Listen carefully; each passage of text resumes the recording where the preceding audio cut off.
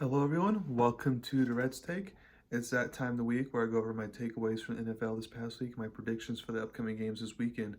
So let's get started from the Thursday night football game last week between the Jaguars and the Jets. Um, I'm let's be real here. Zach Wilson is not the only reason why they lost that game. The offensive line was horrible, and I'm not talking about just pass blocking, because they gave up some sacks. But the run blocking was horrible as well. Before Stravler, the four-string quarterback, came into the game, they only had 12 yards rushing. What is Wilson supposed to do with that? He's not that Mahomes or Burrow type where they can overcome 12 yards rushing. That's just not it. And then also, don't even, I forgot to even mention that the offensive line had like 6 or 7 penalties that basically killed drives. Again, that's not Wilson's fault there. Um, but I will agree that the Zach Wilson era in New York is over. But instead of the Jets moving off Zach Wilson, I think it's Zach Wilson moving off the Jets, and here's why. One, the fans are off him now, and it's crazy that Zach Wilson. There's one play where it's designed to be a screen pass. Well, the screen pass was covered up, so all he could do was just throw it away, and then the fans booed. It's like, why are you booing? He made the correct play there. Boo when it's appropriate, type of thing. But yeah, so the fans are completely off him, and Zach Wilson's probably done the fans. Zach Wilson's mom called him toxic. So, but also, Zach Wilson does not fit the system, which is crazy. I will admit, it's very crazy because this is a QB-friendly system. We see Jimmy G excelling. We're seeing Brock Purdy, Mr. Relevant, succeed in it. Mike White succeed in it, and so it is very weird that he's not fit in the system, but it's because he's a hero ball type. He's like a Josh Allen type of player. It's like, hey, just let me play my hero ball. Like that's the type of offense he needs to be in. Or Russell Wilson back when he was back in the day. Hey, let me just play hero ball. Like that's the type of offense he needs to be in. Um, and then also, if I'm Wilson, I'm just done with the coaching staff as well. Like there needs to be um, real continuity in all this back and forth to the bench, start to the bench, start to the bench. Like that's just not good for a quarterback, and no wonder his confidence is shaken. So, um, well, yeah. What's this? And now, of course, Robert Sala is like, oh no, he's still a part of our future plans. And it's like, yeah, right. Now, here's the thing. I do think Wilson needs to go take a backup job for a year or two, and then maybe become starter again. Because I just feel like for all the teams that need a quarterback, they might want to rather trade for a car or get a Jimmy G or just go to the draft. So if he does have to be a backup next year, when it hurts to go play, do Patrick Mahomes' backup, or something like that. Just saying. Um, then you got the Bills versus the Bears.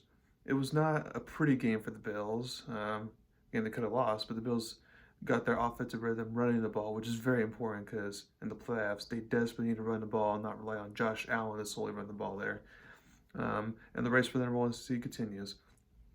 Saints versus Browns. Once again, the Browns continue to struggle on offense with Deshaun Watson back, and the Saints were able to take advantage of that behind Alvin Kamara and Taysom Hill. The Saints still have an outside shot at winning this division. I mean, they have to win out, but then also, which will include being the Eagles this week and the Panthers next week at home. But they do also have to the Bucks lose out, which I don't see happening. So I'm not gonna say the Saints are also gonna win a division now, but I'm just saying they're still mathematically alive. Texans versus Titans. Once again, the Malik Willis experiment is definitely a work in process, and to me, I feel like with Ryan Tannehill, it's going to cost them a playoff spot. They can't figure things out quickly because Jacksonville is now taking the lead on them. Seahawks versus Chiefs. Seahawks continue their struggles, and they are limping to the finish line here. If they can beat the Jets at home, then I think they'll beat the Rams and get into the playoffs because I don't see the Commanders winning out. But this week is crucial to determine if they are sneaking into the playoffs or not. Giants versus Vikings. Once again, the Vikings find a way to win a one-possession game. I'm curious to see how the Vikings do at Green Bay this weekend, because if it's another one-possession game, then I'll favor the Vikings. But if Green Bay can kind of get a big lead on them or something, then Green Bay could do something there. Bengals versus Patriots. it was definitely a tale of two halves, since they being up basically 22-0 at halftime, the Patriots coming back, almost taking the lead if it wasn't for Lamondre Stevenson's fumble. Um, and the lack of Mac Jones pizzazz at the end, if you will. Um, but for the Patriots, it's still not great, but they're still alive. It all comes down, can they beat Miami this week? Because if they can't, they're out. Um, Luckily, since Miami's on a 4-game losing streak and Tua's status is up in the air, we'll see how that goes. Lions versus Panthers. Crucial win for the Panthers here to kind of stay alive for the NFC South division with the Buccaneers. For the Lions, definitely not a great loss, and they basically have to win out if they want to have a shot to make it the playoffs now. Falcons versus Ravens. Falcons are now eliminated from the playoffs, which they weren't going to make it. When it was switched to Desmond Ritter, they weren't going to make it. Now I will say Desmond Ritter improved a little bit from game 1 to game 2, so that's what you like to see for the Falcons. So we'll see how he continues to do there. For the Ravens, offense is still mediocre at best, but if I'm the Ravens, I we'll see if they continue to roll with Tyler Huntley the next 2 games, or if they get Lamar Jackson back for one more game to kind of give him some reps before going into the postseason. Commanders versus 49ers. Kudos, the Commanders were scoring 20 points on a good San Francisco defense, but Heineke had a lot of turnovers once again, like he did against the Giants, and now they benched him for Carson Wentz, which Carson Wentz is also turnover prone as well. So, I mean, to me, it's like go ahead and give you the quarterback that's more pizzazz, which is Heineke over Wentz. But like the Jets, for example, they just feel like, oh, we got to go with the change, because we're desperate to make the playoffs. So we'll see if this change works. Eagles versus Cowboys. Not great that the Cowboys defense gave it 34 points to Minshew. It shows that the defensive injuries that the Cowboys have power to overcome. And for the Eagles, it also shows that, everyone's like, is it Jalen Hurts or the system? Well, so far it looks like it's the system. Now, I know Minshew had a couple turnovers that maybe Hurts when I had that all through the course of the game, but the fact that Minshew still able to score 34 points in the Cowboys defense shows that, Hurts is good, but maybe, Mahomes or Burrows, maybe they're more of an MVP candidate, in my opinion. But we'll see how long Jalen Hurts remains out. Raiders versus Steelers. Congrats to the Steelers for getting the win. And their chances for a winning season are actually still alive. By Tomlin's winning streak could hopefully continue. We'll see how the next 2 games go. For the Raiders, I would rest the starters for the final 2 weeks if I were them, and then figure out what you're going to do with Derek Carr stuff in the offseason. Packers versus Dolphins. After a strong first half, Tua melted in the second half, and then the day after we find out about Tua's concussion, be like, oh, well, maybe that's why he melted the second. I don't know. But here's the thing: in Miami, they're on a 4-game losing streak. They can't screw up this time. If I'm Miami, I would go ahead, even if Tua is technically cleared for this week. I mean, I would go ahead and just rest him for this week, make sure that everything's good there, and then maybe the following week see what you have. But it's like you just got to be careful there, if you're in Miami. And for the Packers, if they can beat the Vikings this week, then I think, okay, now they have a legit chance to make the playoffs. Broncos versus Rams. I did not see this one coming despite knowing what I know about the Broncos offense. That's because I didn't expect the defense to be that trash on Sunday. But, Russell Wilson should be kind of be in the same boat as like Zach Wilson. Like, they got rid of Nathaniel Hackett, so we're going to see this upcoming season with a new coach. Okay, was the coach's fault, or is Russell Wilson just regressing that bad for some reason? Because Russell Wilson, with his bad contract, cannot continue to play like that. Bucks versus Cardinals.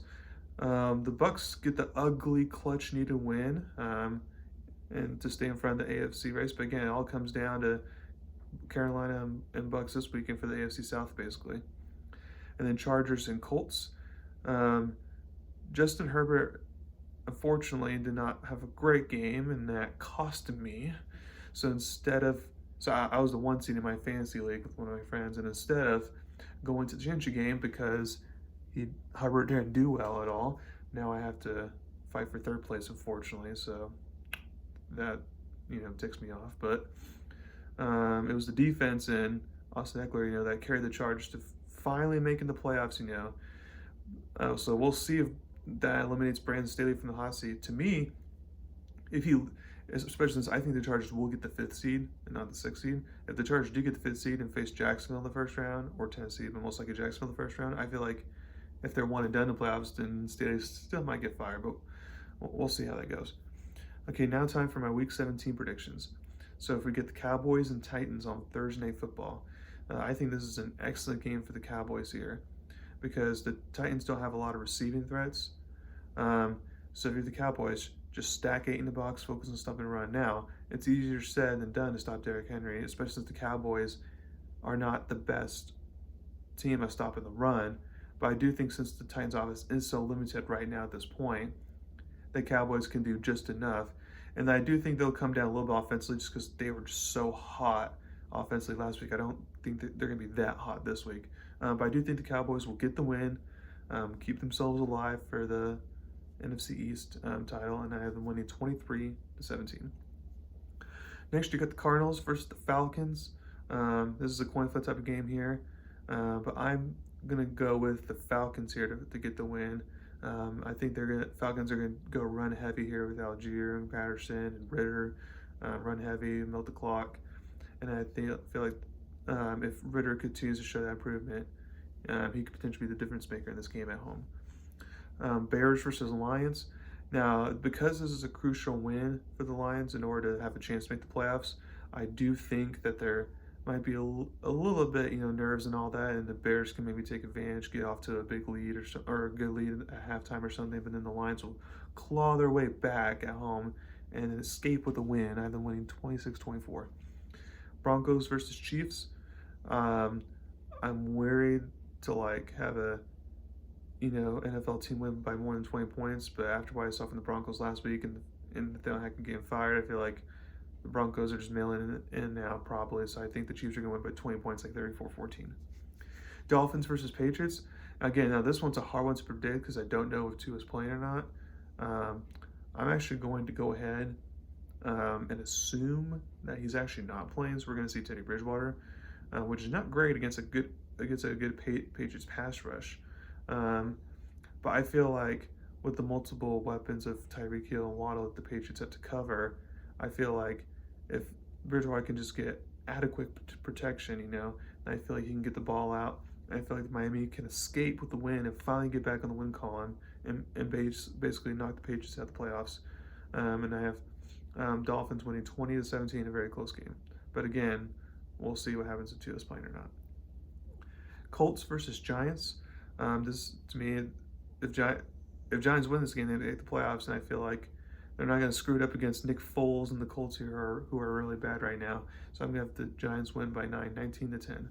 Saints versus Eagles, and this one's interesting because, again, Jalen Hurts hasn't been officially ruled out yet, but I'm going to assume that Jalen Hurts is not going to play this game. I think this will be offensive shootout because the Eagles' defense has been really recently, but I'm going to have the Saints go to Philly and get the upset 24-23. Panthers versus Bucks. Again, this is a coin flip type of game here. Whoever wins this wins the division. And I know Carolina destroyed them the first time around.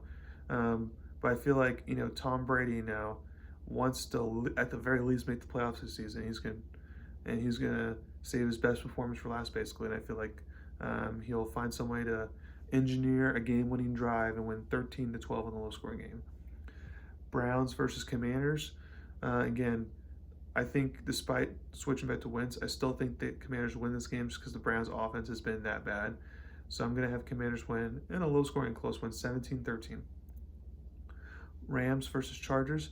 Now this one I think will be closer to what the experts think, because of what the Rams have done recently. Now I don't think Rams are going to score 40 points again or something like that. I think it's going to be actually a very low-scoring game, but the Chargers defense once again comes up big, and they get the win by field goal, 17-14. Jaguars versus Texans. I do think Houston can make this a little bit interesting because they have been playing interesting. They finally broke the losing streak last week. But I do think Jacksonville's going to keep their hot momentum and win 34-20. 49ers versus Raiders. Again, Raiders have nothing to play for at this point. 49ers are on a roll right now, so I see that continuing. I have 49ers winning